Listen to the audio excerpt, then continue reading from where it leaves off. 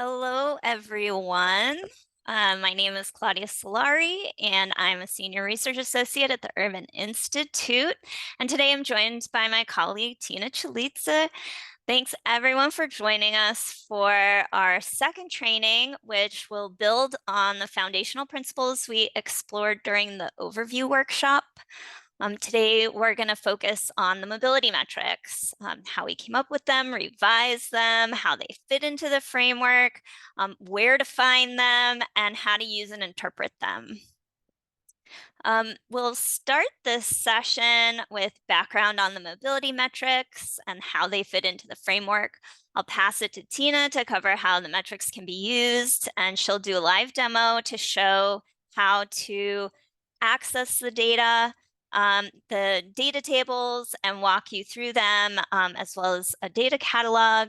Then Tina and I will provide some guidance on how to interpret some of our trickier metrics before we move on to Q&A. And then we'll be asking you to fill out a survey at the very end, so forget that. A few bits of housekeeping. For today's presentation, we are recording it and we'll share it. And if you could, please hold your questions to the end, jot them down somewhere. We'll definitely have time to get to them in the Q&A. So let's get started with a quick icebreaker. If y'all wouldn't mind, in the chat, please drop your name, organization, and the city or county you're joining us from. Awesome. Great. We have New York, we have North Carolina, California, Wisconsin, Washington State, Pennsylvania, DC, Virginia's, Maryland. Amazing. You guys are rolling in. Looks like we also have cities, and we have some organizations. Amazing.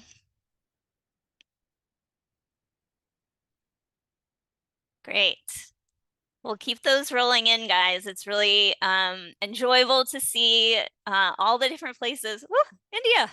All the different places that we're covering, and really wonderful to also see the types of organizations that are getting represented here, and that you guys are hoping to use the mobility metrics for.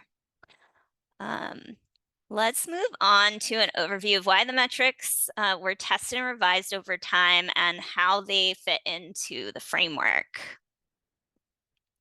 So as part of the process to test the utility of the framework and the mobility metrics for local decision makers, we partnered with 8 county governments we called our Upward Mobility Cohort to assess how the metrics could inform a process to develop cross-sector mobility action plans that lay out local short and medium-term strategies for improving mobility and equity.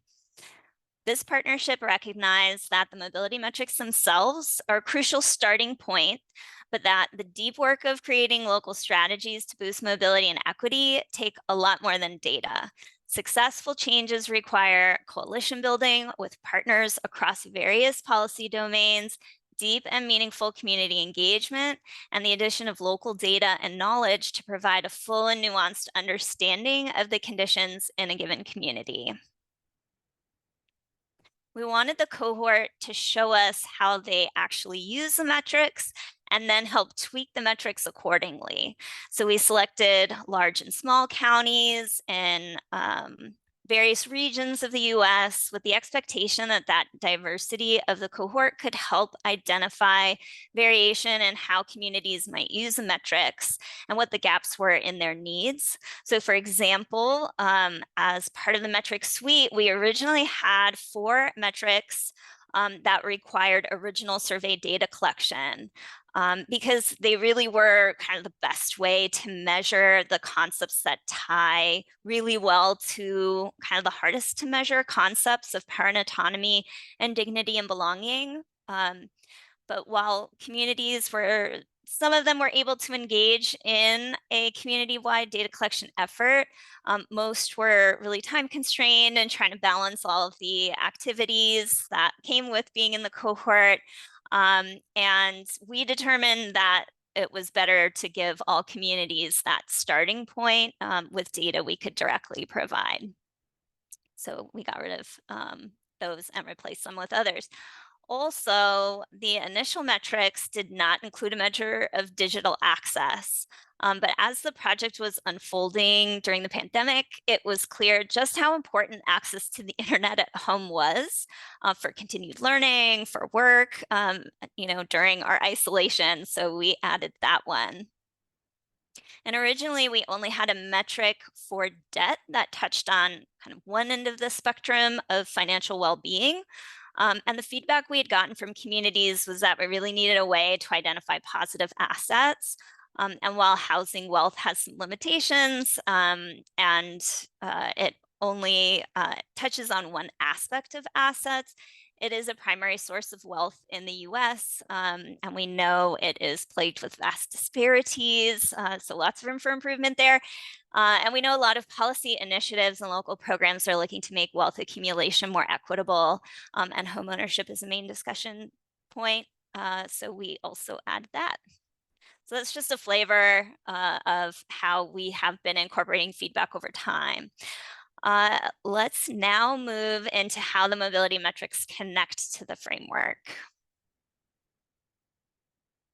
So just to review the structure of the upward mobility framework, everything we developed rests under the three-part definition of mobility from poverty. So that's economic success, power and autonomy, and dignity and belonging. As well as an explicit integrated focus on racial equity. Then we have 5 thematic pillars of mobility, a set of key predictors or evidence-based factors that are strongly associated with the likelihood that a community can create conditions to boost the economic and social mobility of its residents while narrowing racial and ethnic inequities. And finally, we have the mobility metrics, which is our way to measure some aspect of the predictor and make it actionable. So we talked more about how we got from the three-part definition to developing a framework full of metrics in our last session. So please revisit those materials to refresh your memory. There's a link already dropped in the chat to serve as a review for that. But just as a quick review, we developed the metrics because we saw that communities needed actionable, comprehensive, but still concise metrics they could use to assess current conditions of upward mobility and equity, develop strategies for positively impacting those conditions, and to monitor their progress. Great. So each predictor could be represented by several metrics, and because we were charged with choosing a concise number, we needed to ensure that we selected metrics that best balance a variety of considerations. So we actually developed 7 criteria we wanted our metrics to meet. We selected validated metrics that are well established or accepted in research and policy and have been tested to do a good job of accurately measuring its respective predictor, and that it does that well for various populations. We wanted to make sure they were repeatedly measured at regular intervals so that the data can be updated and used for monitoring. We selected metrics that are widely available for communities nationwide, and the measures are consistently collected and calculated over time and space, so you can compare one community to another apples to apples. We wanted to make sure the metrics aren't too sensitive to being affected by people moving in or out of the community, and that the data can be disaggregated by race and ethnicity and for other marginalized subgroups, so we can identify structural equity in the community, acknowledging that people experience poverty and upward mobility differently. We also wanted the metrics that were less about individual level outcomes and more about structural conditions of a community that they actually have the power to alter, right? So the community can change those structural conditions a little bit better than they can change individual level behavior. And we did our best to have each metric meet as many of these criteria as possible. Great. So just to illustrate the relationship between pillars, predictors, metrics, we're offering an example here.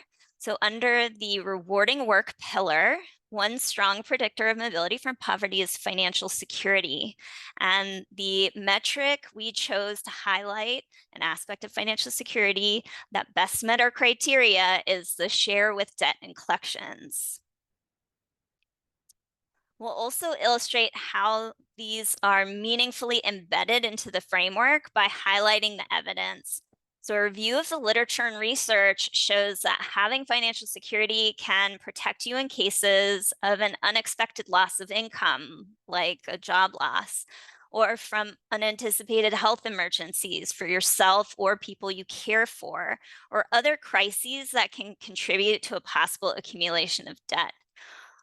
Having financial security is strongly linked to a capacity to weather economic shocks and invest in physical health, affecting a household's economic success and offering a sense of power and autonomy to have control over your life and withstand these financial and personal storms. Again, the metric for this predictor is the share with debt and collections. And this captures a key causal mechanism because having outstanding debt that has been sent to a collections agency signals an inability to cover those expenses for at least 4 months and negatively impacts your credit score. These are strong signals of financial stress for those who have the debt, but also for others who serve as gatekeepers to opportunity, like landlords or employers, lenders. However, there are limitations to having the single metric represent the predictor. So for example, some households do not have a credit score, but can still experience debt and would not be captured by this metric.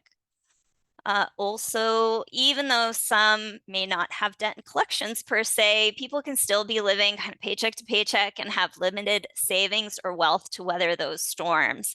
And they would be excluded from this metric as well. So just to tie this back into that focus on racial equity, the literature notes that predatory lending practices disproportionately target communities of color, and those types of balloon or high interest loans can keep households of color tied into payback arrangements that make it more difficult to get out of debt.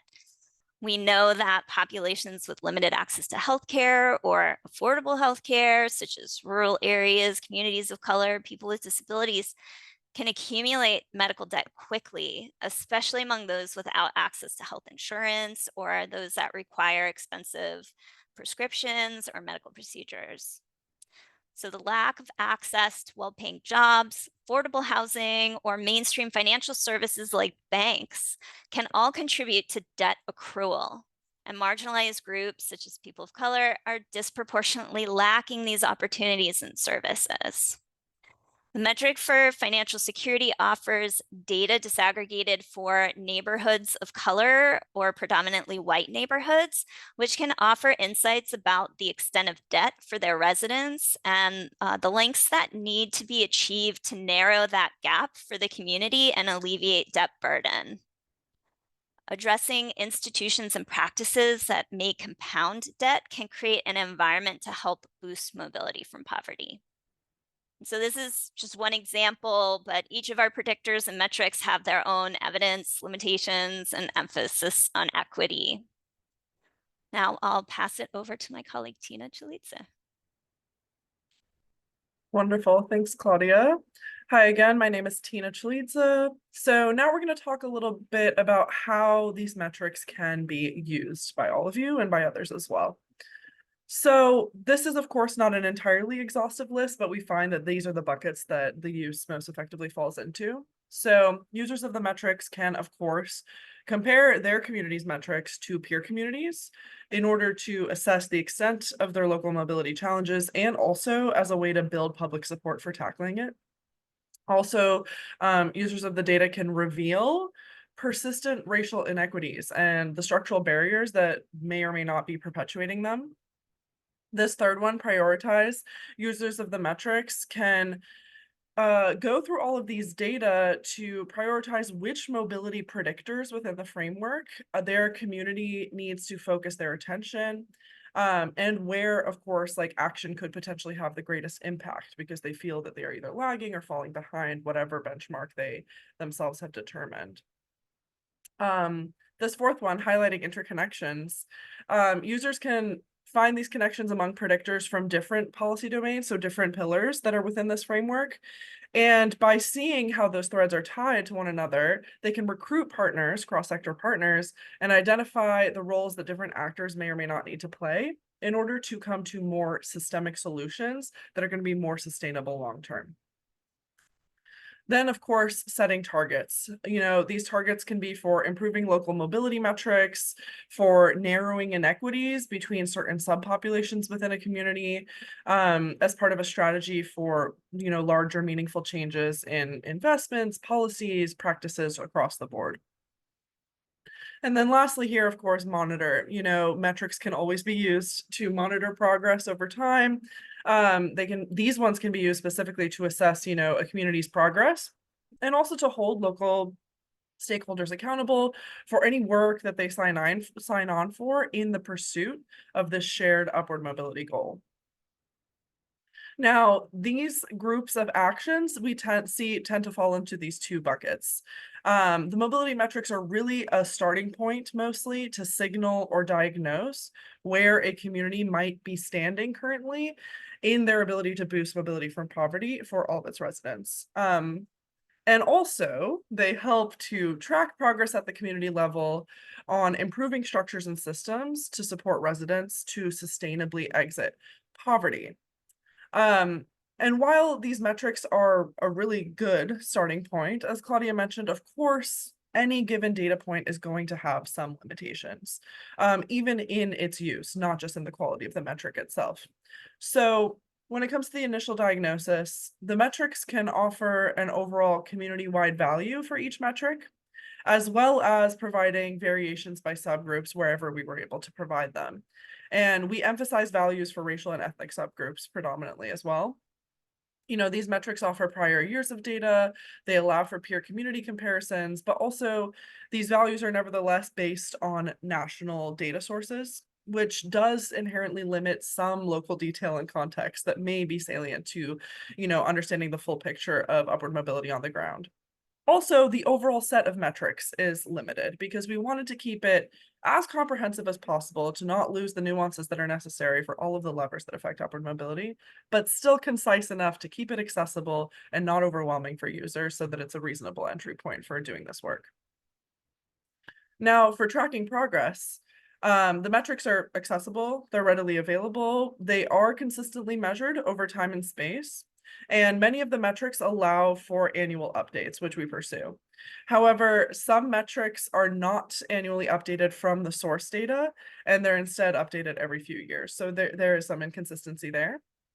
Also, there are going to be programs that may be administered in certain neighborhoods in a community where these metrics may work well. But because the metrics are at a higher geographic level, we provide them at the county and the city level. It may be hard to track progress using these specific metrics when you're looking at something that is much more specifically targeted at the neighborhood level or needs like much more contemporaneous tracking. And so that may require an additional set of metrics to track the success of programs in the short term, because these metrics serve more for medium-term tracking. And then you may also have further indicators that are required for really long-term tracking, like over a decade. What is the big signifier of progress for a specific program or a specific subpopulation? So again, it's just a limited set of metrics inherently. But then this is where it's important to mention that it's very important always to supplement with local data whenever possible. The metrics are very much, a jumping off point. They are a starting point. And supplementing data is not in tension with the metrics. It's very much a complementary role. So, you use the mobility metrics to get an initial understanding of your local conditions, but you may find that they're only providing an initial surface level analysis of the issues, and you want further illumination of what the underlying systemic causes may be. You have a lot of follow-up questions that these data points are, bringing to mind. So in any given predictor, the factors that influence people's outcomes are going to be various. They're going to be multifaceted. They're going to be interconnected. So pairing the mobility metrics with supplementary local data sets and, qualitative insights that you may or may not be able to collect from your own community in order to validate, their experience on the ground or see further nuance into the experience. These can all help you identify those underlying causes of the problems and the successes that you're witnessing or diagnosing within your own community. Also, the mobility metrics are based on data, again, from nationally available sources, which makes it easy, of course, to see how a community compares to other places across the country. We definitely wanted that to be a key feature of this. But again, it's going to limit the set of variables included and their specificity for your very local context. In terms of collection and reporting, as I mentioned, the frequency of our updates is annual if and when it is possible. So that's great for contemporaneous tracking on the medium-term level, but you may need to supplement with more short and long-term measures. And when it comes to identifying those underlying causes, you just know that there's going to be, specialists that you may need to ask or like specific departments that you may need to work with in order to get those really specific insights that answer all of your follow-up questions. So now we are going to move into a little bit of a live demonstration here. I'm going to walk you through how to access and read these mobility metrics data tables that we keep mentioning online, as well as how to find the, raw data that populates them as well. So I'm about to share my screen. Please hold.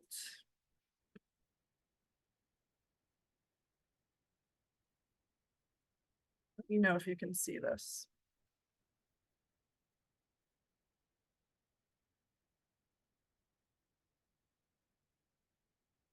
All right, that should be good. So this is the landing screen for our upward mobility website overall.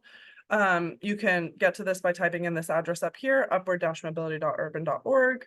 I'm just showing you this so you see an access point for getting to the data from our homepage. There's a couple of ways to do this.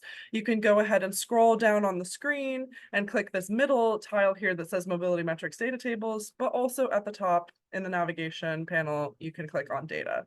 Both of those are going to take you to this page, which should read Measuring Upward Mobility in Counties and Cities Across the US. This is our main data page, and the way to get to the data tables is a little bit further down. So I'm going to scroll through. Up here, we give a lot of background for people who may be seeing this for the first time and don't have all of this background information that you are getting from these different trainings, including all of the hyperlinked resources that may be useful to them. I also want to point out that we do have a video tutorial linked here. So if anything that I go through today in this live demonstration, doesn't land, doesn't make sense, or you just forget it, you can always go ahead and watch this video tutorial to get a lot of the same information or to get a refresher. But down here where there are interactive components, this is how you get into the actual data tables.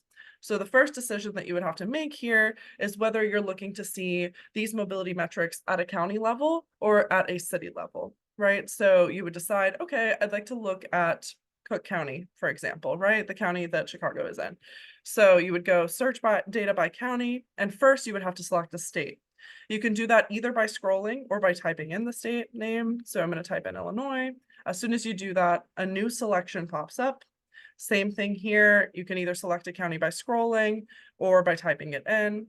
I'm going to go ahead and select Cook County. And as soon as I do that, this blue button appears that says view data tables, right? And so when you click this, what's great is that it opens up in a separate tab. So you don't have to backtrack or lose this link if you ever want to just like quickly go back and open up yet another data table in case you quickly want to get like comparison numbers from a different community or you just wanted to see something different. So now we are in this new tab, and this is the data table page. Now, what's great about these data table pages is that this is a custom link up here in this box. So if you were to copy this as is and send it to somebody, they would be able to see this same interactive data page. So they won't have to go through the portal and generate it themselves in order for you to share this interactive data page online. Another thing that's great about this is it is interactive, it's not static.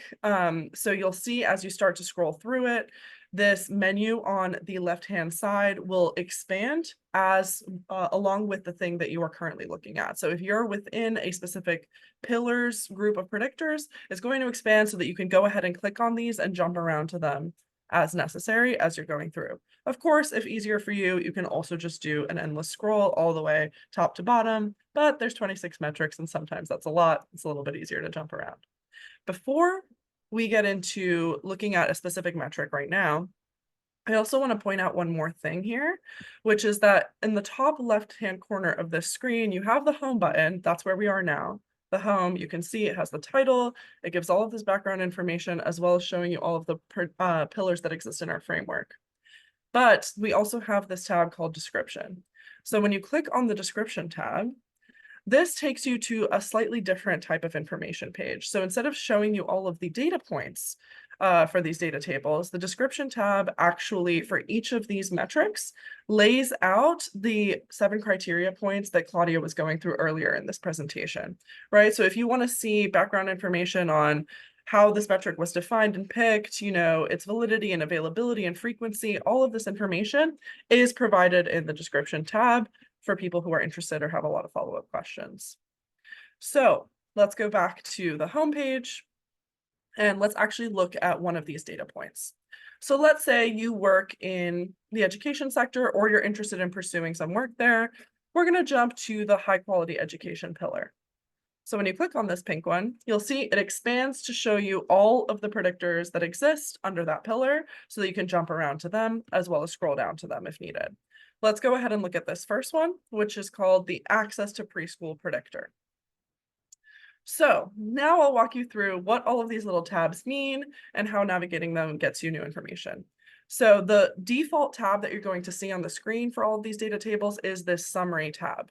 The purpose of this summary tab is just to give you the most contemporaneous data point that we have for the entirety of the community population that you've selected, right? So it's going to be usually a single data point, sometimes 2, depending on the metric. And this one here, for example, it tells us, here's the name of our metric for this predictor, right? So this is a predictor of upward mobility. We know that based on the research is a variable that affects upward mobility. Here's the metric that we've selected as a data point identifying that predictor. So the metric is the share of 3 to 4-year-old children enrolled in nursery school or preschool. And then how you would read this table is right here is the actual metric number. So 45.8% of 3 to 4-year-old children in Cook County are enrolled in nursery school or preschool. And then underneath it, you'll see something that says data quality. So this is not actually an analysis of whether this 45% figure is good or bad. What it is telling you is the strength of the data analysis that brought you this number, right? So it says strong. It may also read marginal or weak. And this is just telling you, based on the sample size that we had and the amount of extrapolation that we had to do in order to get you this estimate, how reliable and generalizable is this figure that you're looking at. So it's great that this one is very strong, so you can be reasonably sure this is quite accurate, this 45.8% number.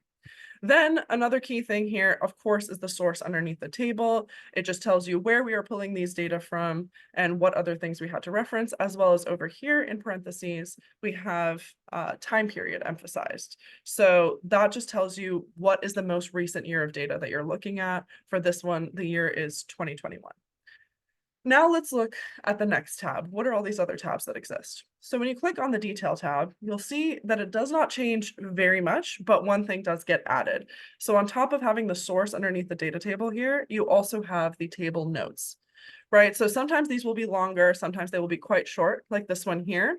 But what the notes serve to do is just give you further information that may be relevant to your understanding of the metric that you're looking at. So if there are specific terms used in the metric description, if there's a specific age group or something that's not already in the metric name, that would all be explained in the notes of the table. So here the notes say the share of a community's children aged 3 to 4 who are enrolled in nursery or preschool. So it's just reemphasizing what the metric name already is, because this is not one that's very difficult to understand. Now, finally, let's move on to this very interesting tab. It's my favorite one to be clicked into at all times. It's the More Data tab. Now, this one is going to be much longer for basically all of the metrics because it's providing you more data in two ways. Firstly, it gives you more than 1 year of information if we have it available to provide for you. In this case, we have 2018. You'll see all of these figures down here, and 2021. Right, so you have 2 years of data, so you can see these data over time, the exact same data point for the exact same community. Also, though, however, the More Data tab allows for disaggregation by subgroup. So in this case, the subgroup is race and ethnicity, as you can see. And for each of the years, we've broken out the overall value, which is up here, then followed by each of the racial subgroups that we are able to provide, right? So why is this important? I think this is a really key figure to analyze when you're looking at these data because the overall figure is only telling you a part of the story. Depending on the demographic breakdown of your individual community, it's very important to look at how that exact same phenomenon is actually playing out for different target subgroups in your population. So in this example, we have this around 50% for all of the 3 to 4-year-old children in Cook County. But then when we look at the Black non-Hispanic, we say, oh, it's very similar to the average. That's promising. That means that this overall figure is quite representative of their experience. However, if we were then to look at the Hispanic subpopulation of 3 to 4-year-old children, it's actually quite lower. It's 10 percentage points lower, which is quite worrisome. And then you'll see other races and ethnicities, which will include like Asian Americans. This is closer to the average, but for white non-Hispanic children, it's 10 percentage points higher at 60%, right? So this is quite a large disparity to be seeing across all three of these groups, right? They're each about 10 percentage points away from each other. So that indicates that, some aspect of access to nursery and preschool in this community is having significant racial disparities in its outcomes.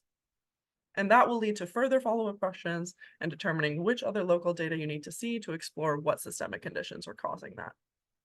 So with that, I'll pause. I'm sure this has raised a lot of questions for everyone, but I just want to reiterate that we will have time for extensive Q&A at the end of this. So hold on to your questions, make sure to jot them down, and we can always get into that at the end. One more thing I would like to point out, moving off of the data tables for now, is that we provide a data catalog here at the Urban Institute.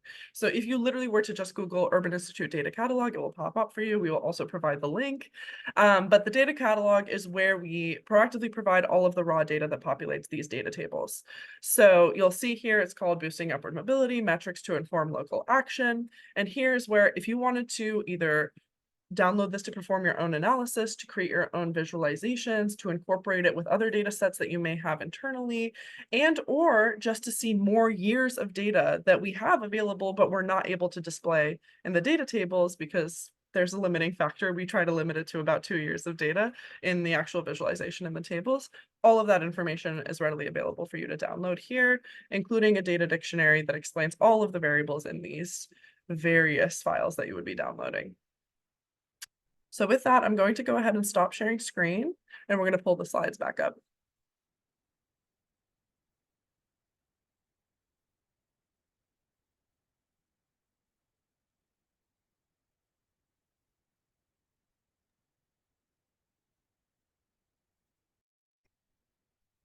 Great. I'm watching questions come through, guys, and we're not ignoring you. We are going to address them in the Q&A. Okay. We would like now to walk you through a few of the metrics where the interpretation may be a little trickier. So let's start with housing stability and its metric. So this metric is showing the number and share of public school children who are ever homeless during the school year. Many of our metrics show either a number or a share, and this one actually gives you both. We felt strongly that the percentage alone would sort of mask what is going on, and so we have offered you both of those numbers. And so in interpreting this metric, for example, for Cook County, you would say that during the 2019 to 2020 school year, which again in the source you can see the year, 20,806 public school children were experiencing homelessness at any point during that period. And the share also, Nico, if you could advance slides, is telling you that 2.9% of all public school children experienced homelessness at any point during that 2019 to 2020 school year. So one thing that's important to see is that the notes describe how homelessness is defined for this metric. So Tina was mentioning like some notes are shorter than others. This one's long for that reason, because there are differing definitions of homelessness. Like the Department of Education defines it more broadly in general than the Department of Housing and Urban Development. So in this case, you can see that students are defined as homeless, not only if they're in unsheltered locations or in emergency shelter or transitional housing situations, but also if they're living in a hotel or motel because they lack adequate accommodations, or if they are living with another household because of economic hardship or loss of housing. So just to really reiterate, if you really want to understand what that number means, definitely check out the notes, and it does require you to select that detailed tab to expose it. Great. So the next one that we wanted to highlight is actually one of the metrics that falls under the social capital predictor in the framework. So this metric is, can be colloquially referred to as membership associations. You see here, it's explicitly the number of membership associations per 10,000 people. So in addition to numbers and shares, which are the types of metrics we just walked through with the housing one, there are also metrics that are a number per some population size. So this is a good example of that. This metric shows the number of membership associations, so organizations that allow for like opt-in membership in a community per a grouping of 10,000 people. So for example, in Cook County, Illinois, from 2016 to 2020, 6.9 membership associations existed for every 10,000 residents in that community. So then going into, the description tab to learn more information, you could see more details of how this metric is defined. Like, what does that mean? What is a membership organization, right? There are all these terms that are used that seem somewhat self-evident, but obviously would be raising questions.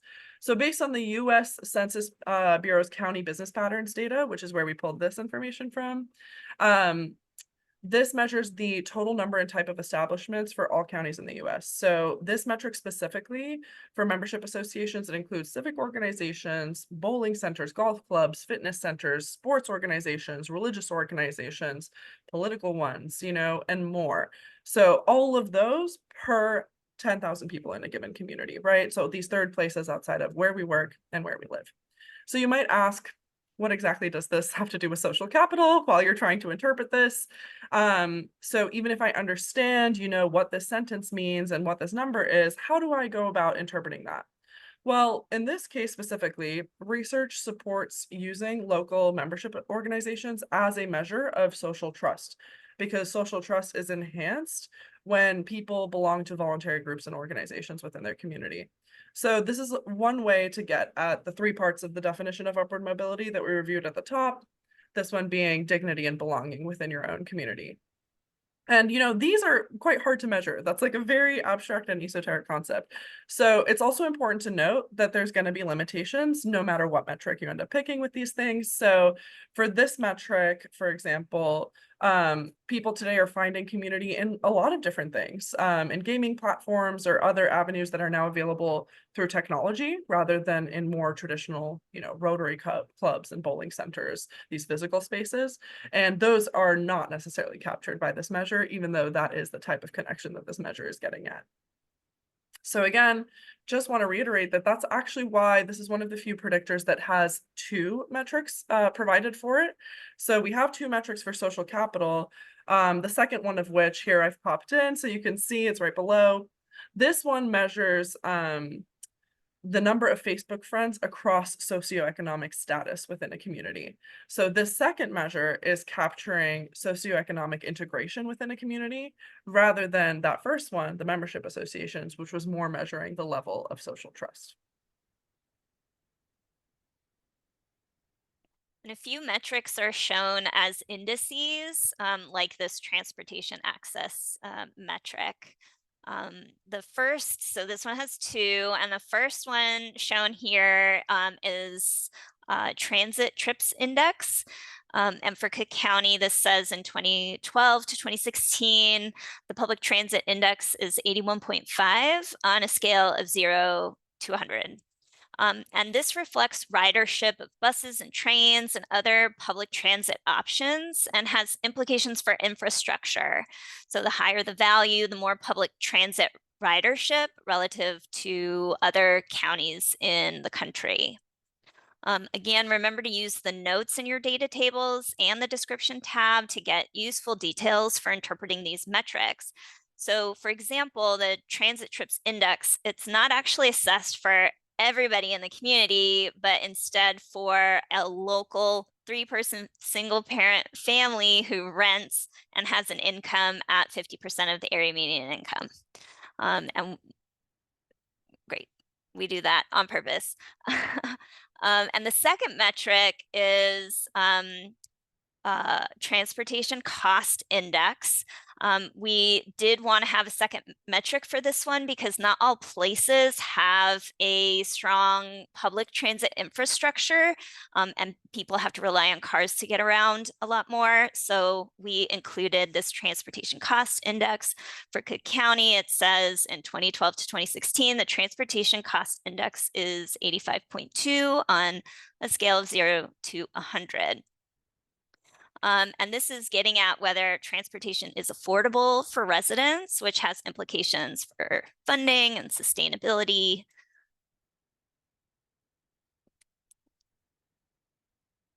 Great. So this next one, descriptive representation, is a little bit of a special case in this metric suite. So we just wanted to emphasize this one briefly because you will not be able to interpret this metric fully without doing more work after accessing this data table, unfortunately. So descriptive representation, you'll see that the metric is the ratio of the share of local elected officials of a specific racial or ethnic group as compared to the share of residents in the same racial or ethnic group in that community. But the sentences that you would use to describe this only explain, the value that we actually provide in the table in the data tables. And what we are able to provide is only the denominator of this metric, right? So you would say in 2021, based on the numbers I'm seeing in this table, 23% of residents in this community were Black, non-Hispanic individuals. But in an ideal world, this is a metric where you would be able to provide the numerator in order to fully get at this important ratio, right? The number that you would have to populate here is how many of your local elected officials or representatives in the community that you're looking at fall into the racial subgroup where we're showing you the demographic breakdown. So once you have that information, either by culling it yourself or perhaps it's information you already have access to, you would see how much of a gap there is between the representation you have elected in your community and the demographic breakdown within your community. And, if you need more guidance about how to collect that information, we actually do provide that proactively. It's linked out in the notes, so you would click on the detail tab of this one, which I think it auto-populates automatically in the data sheets. But yeah, we were only not able to provide the left-hand side of this ratio because there is no public data set that exists across the board for all elected officials. And ideally, you want this to be the most contemporaneous possible measure of all of your elected officials. Great. And our final tricky metric is the one for just policing. We wanted to mention this one because it's likely that several of you will have missing data, and we wanted to explain that. So the FBI just changed their entire data collection system platform. The data source for this has always involved localities kind of voluntarily sharing their data with the FBI, but with this new system, kind of localities need to shift gears and participation is still a bit on the low side. It's only covering about 60% of people in the US.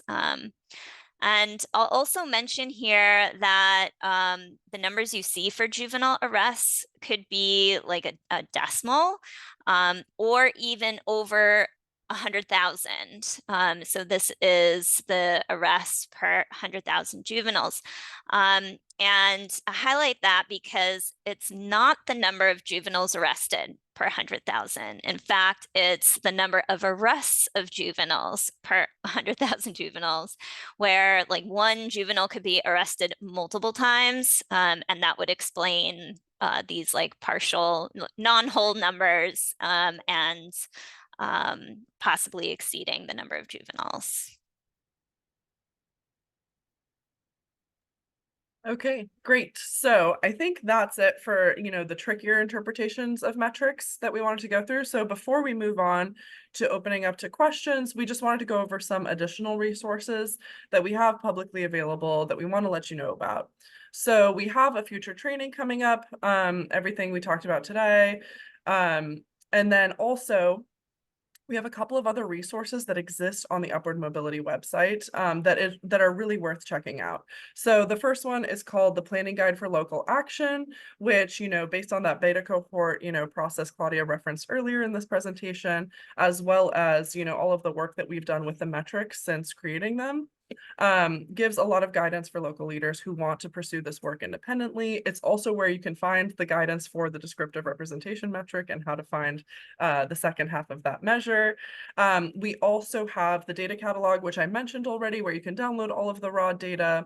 We also have a public GitHub repository for people who are interested in looking at the code that created the metrics. All of these can be found on our website. We also publish blogs that are relevant to these data. One specifically that we've published recently is about, how these data were affected by the COVID-19 pandemic and the various downstream effects on both survey data and collection and what implications that has for this data suite, as well as data analysis in general. And we really want to emphasize some forthcoming resources that we have. So we have an interactive data dashboard that we are publishing later this year, so fall 2024. That's going to come with updates to all of the mobility metrics data for 2024, as well as a suite of support tools, including, individualized guidance and further information to help you navigate both the data dashboard and what to do with these metrics that you're gleaning from them. Also, we have a local action workshop coming up for leaders who want to take the next step in their planning. So again, feel free to email us if ever, you have questions about these things or you want to keep up with what's going on with this work. And now I think we can open up to questions. Great. So now is your chance. Please do drop questions in the chat. And we already grabbed and set aside a couple. So we'll start with a first one, which is at what scale are you collecting these metrics, i.e. county, place, census tract?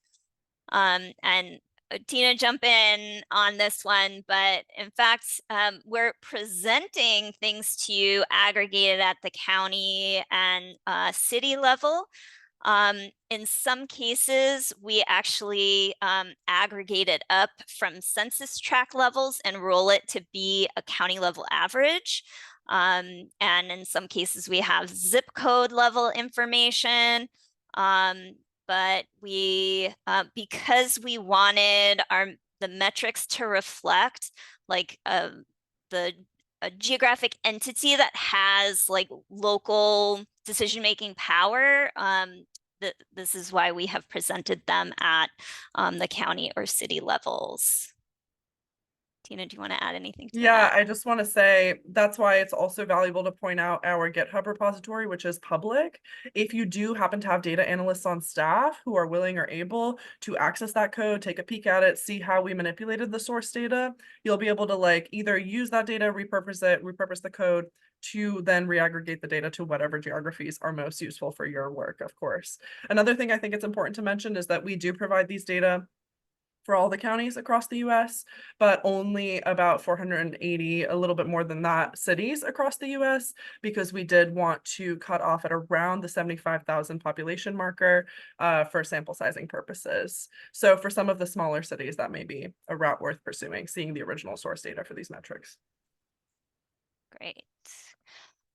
We also got a question about being able to compare communities and a question around whether there was a view that allowed you to look side by side to compare communities more simply.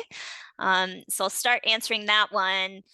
Right now, what you can do is open in separate tabs.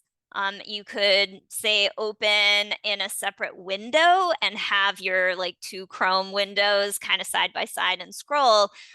We know that that is not ideal, which is why in that forthcoming dashboard, we have built in a tool that lets you select up to 6 communities so that you can do a real side by side comparison.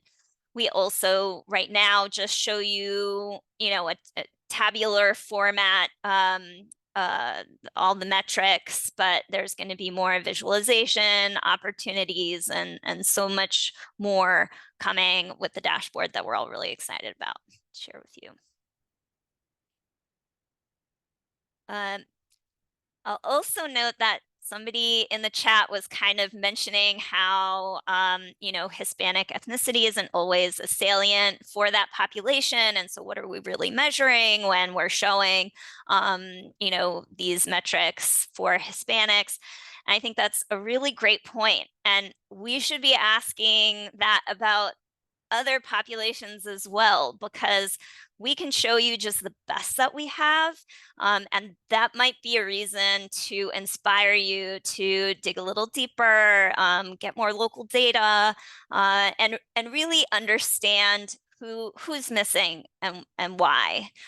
In some cases, that can tie into some historical contexts in your community that tie into systemic racism or other things. So really important point to be made. So thank you for that.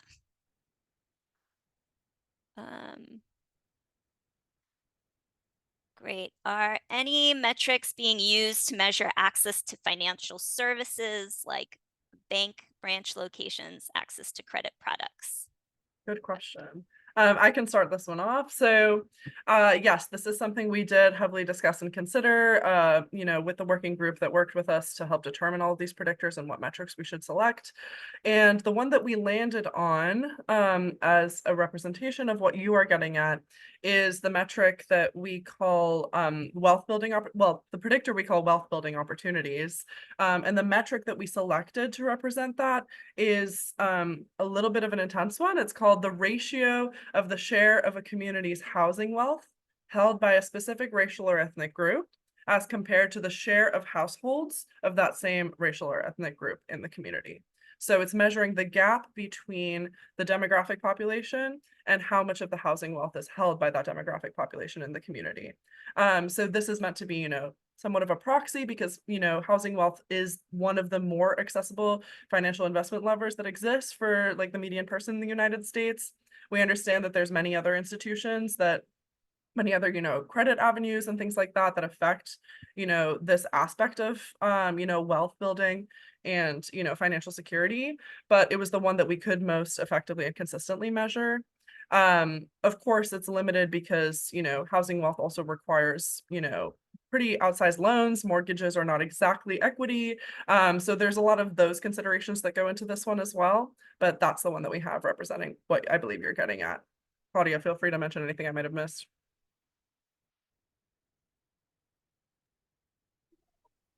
That's great. Um,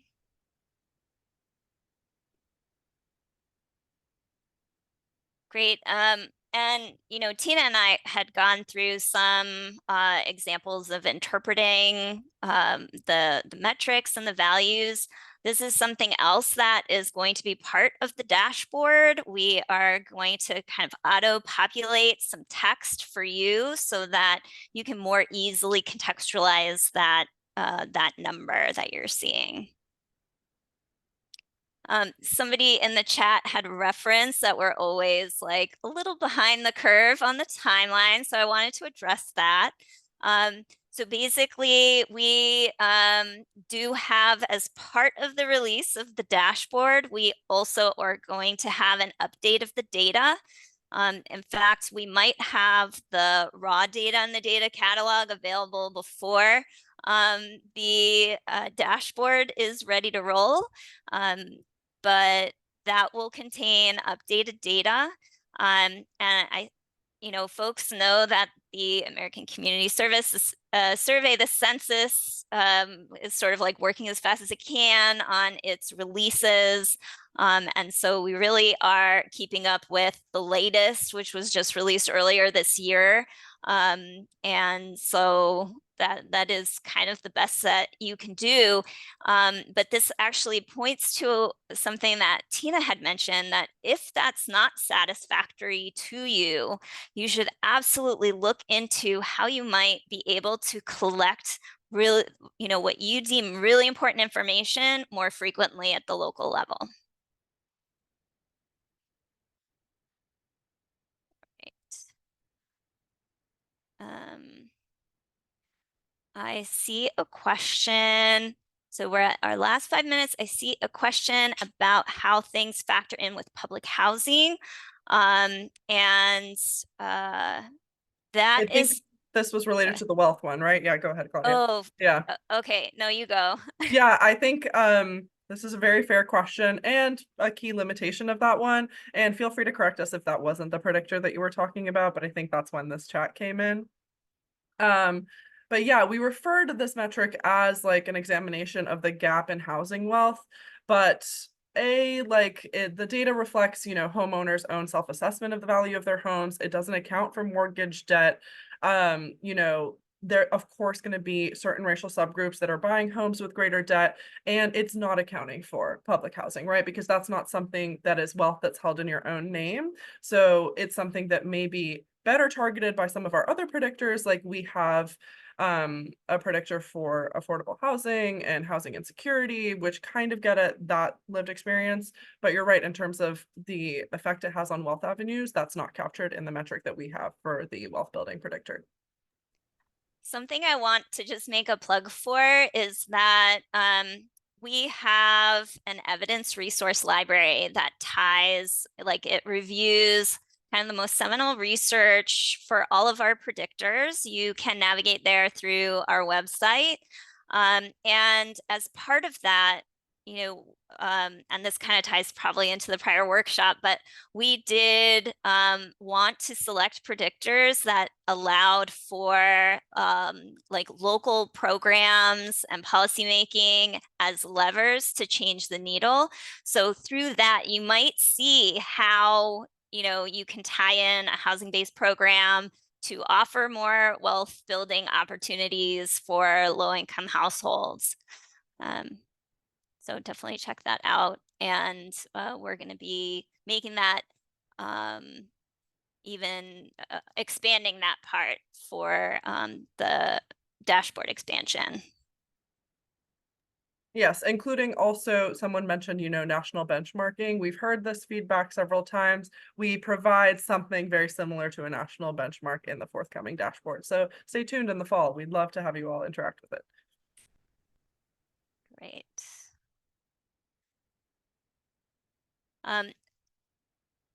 On another note, I'll just say that sometimes people might look at our metrics and be like, huh, why didn't you go with this other one? Like that one makes a lot of sense to me. But I'll just say that in our reports that we have published, there are sections about other metrics we had considered and why we landed on these ones in particular. And again, we outline our criteria and you can kind of see how like these match up. So just wanted to throw that out there. Great. All right, y'all. I think we're basically at time. Mm. You can also, if you want to be updated on, what's happening next, you can subscribe to our newsletter. So please do that. And there's a survey link on the screen. If you have the time, please go ahead and give us some feedback. We'd love to have it and see how useful this workshop was so that we can tailor it for future workshops as well. Thank you everyone for attending. We really appreciate your time and we hope this was helpful to you.